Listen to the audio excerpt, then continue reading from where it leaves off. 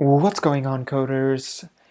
In this video we're gonna take a look at the Timeit module slightly more in depth, as currently the Timeit module video is the most popular video on this channel.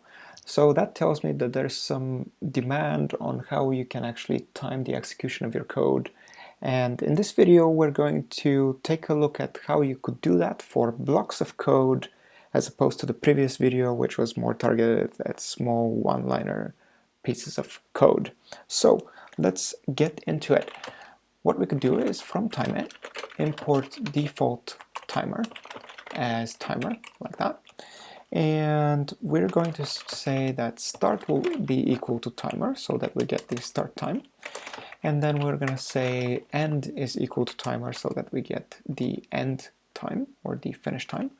And then we're going to print end minus start to get how long it took for the code to execute. Now, between these lines 3 and 7, we can pretty much now put any sort of code that we want to time. And for this demonstration purposes video, what we're going to do is say that we're going to compare the two types of loops that we have in Python 3. So we'll compare the while loop and its execution time in comparison to the for loop. So let's say that we have counter equal to 0. And what we're going to do is say while counter is less than 1,000,000, and one more 0 here, we're going to print counter and then increment counter like that. Alright, so let's see how long this takes.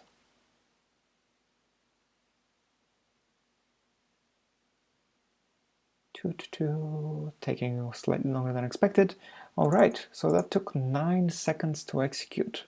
Alright, let's see how long the exact same thing will take for the for loop. So if we do for x in range, we'll start at 0 and then we'll go up to 1,000,000, like that.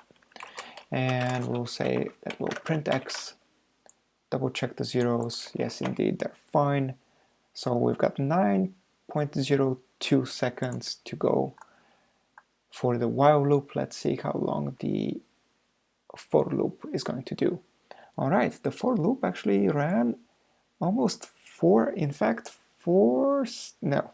seconds, 3 seconds faster, 3 full seconds faster than the while loop.